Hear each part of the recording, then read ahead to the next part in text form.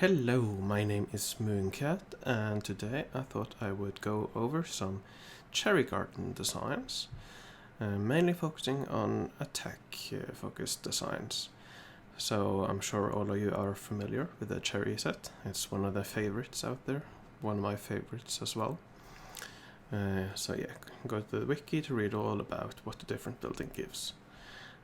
So as I said, this will be mainly focused on attack buildings, but before I do that, I would just like to give a few words about the forge point focused designs.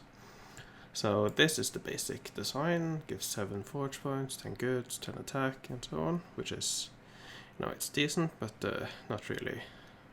In these days, it's not really good in any respect, to be honest. So there are a few attack forge point focused designs, which mainly focus on making these very awkward designs where you place your sets on diagonal and you're able to fit in more gongs in between sets as well. So in this, for example, forge point, you get 18 forge points. If you look per tile, 0.35 forge point per tile versus 0.28, so you get slightly more, and the larger you make this, the better it gets. But I would not recommend this. I think it's outdated. I think 0.35 forge point per tile is not that good anymore, and also it's very awkward to build diagonally, very awkward to fit into your city, and you need road connections to both the emperors and both the sons, so it's very awkward to build. It doesn't give great stats, so I would steer away from that. And if you are going for cherry garden, I would focus on attack focused designs. So let's move back. So sort of the building block behind the attack focused design is a modified base version where you swap out a pond with a sakura rock. So that's the basic. So you double the attack to 20 attack per 5 per 5, 25 tiles. And then increase the attack per tile stat to 80, 0.80, so 0.8 per tile, which is definitely not bad. In lower ages, it's quite good. So that's one thing that the Sakura Rock is great at in lower ages. Unlike some of the other buildings, it doesn't scale, so it always gives 10s no matter what age you have. So that makes this especially good in lower ages. So yeah, and this gives a 0.8 attack. But if you look at the number of connections, you can see that the Sen, the Emperor, and the Gong all miss 1 connection. So that means that you lose forge points, and there's really no way around that. So instead of 7, you get 4 forge points per 5 by 5 tile.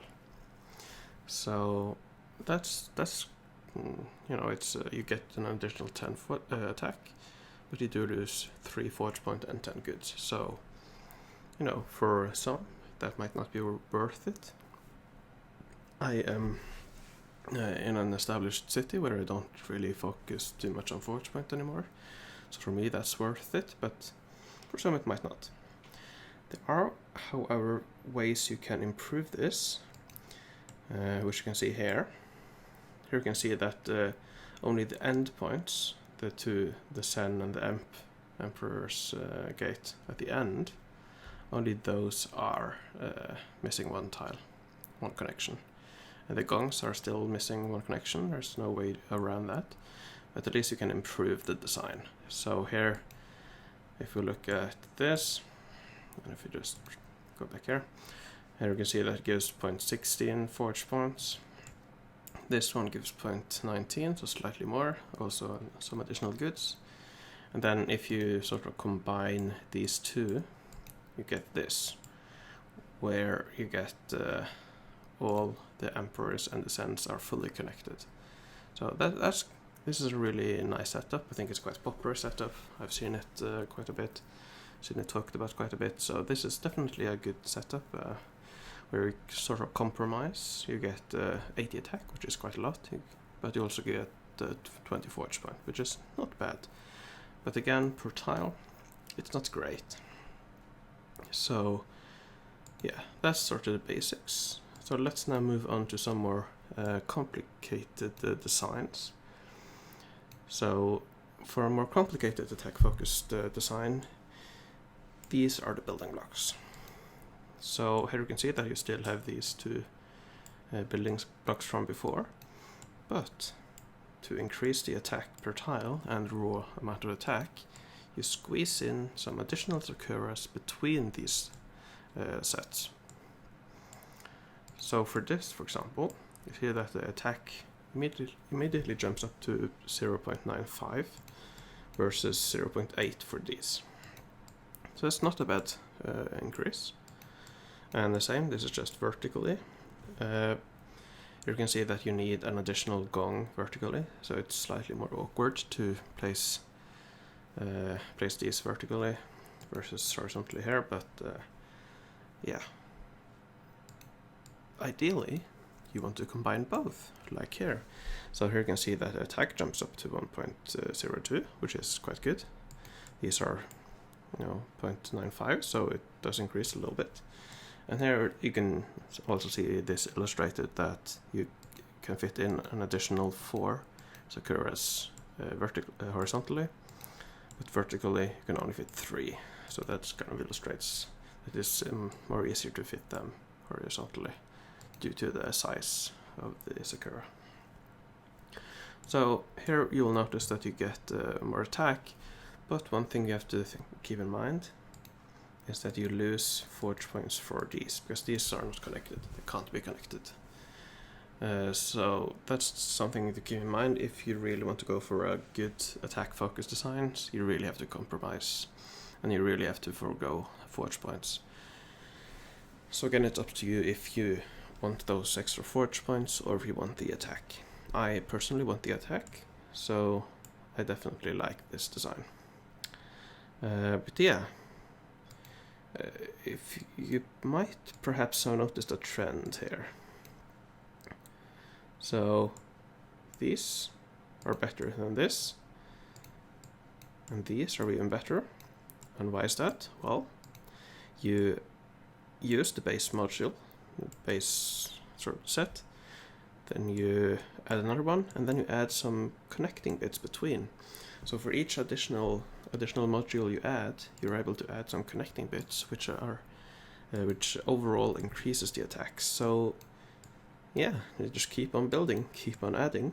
So here, for example, this one gives 1.06 attack, and as you can see, it's just two of these, as you can see, with some connecting bits between. And that's really the basic idea behind the cherry set attack focused designs. Just keep on building and keep on building. You might think this is a little bit awkward, and that's completely right. You do have some empty space in the middle, which, you can always find some use for it, like sentinel towers. But yeah, you might not like that. So I have one alternative. This looks quite crazy. Here we have two versions of it, which looks really crazy, but you can see there's no real empty space in the middle. And these give even better, 1.09 attack, so per tile, so even better. But they look very confusing, so let me try to break them down. So it's basically this, that's the basic building block. So as you can see, you have one here, then you have one here. Ooh. Then you simply add buildings between, or Sakuras between. So that's sort of the basic building block. And here we have one that's tapered and towards the end, and here we have a more square one. And for this you could even remove these and make a very square design. But of course you do lose some efficiency if you do that.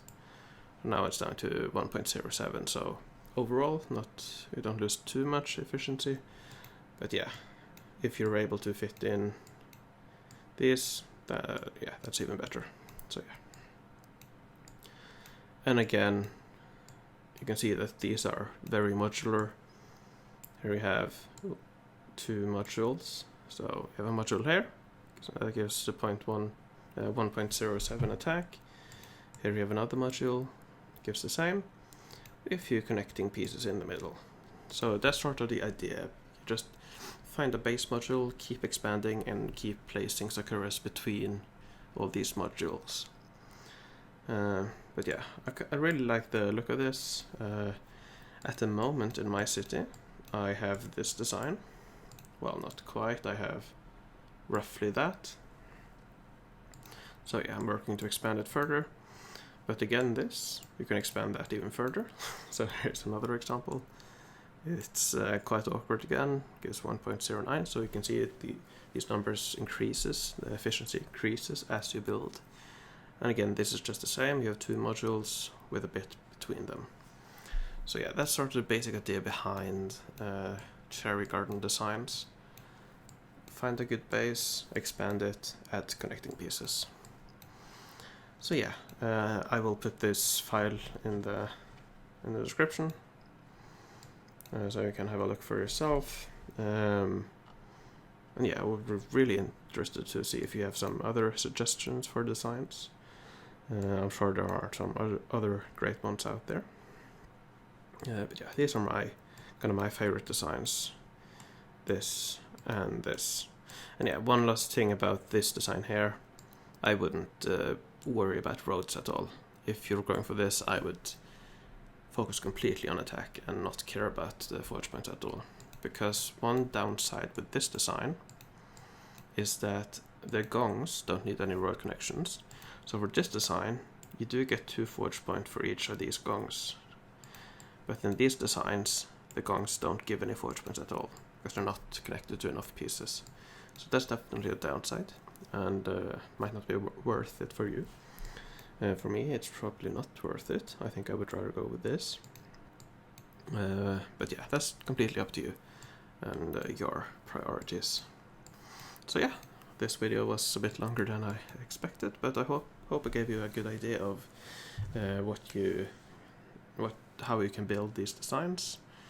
Leave any suggestions in the comments if you have any. And yeah, thanks for watching, and I'll see you in the next video.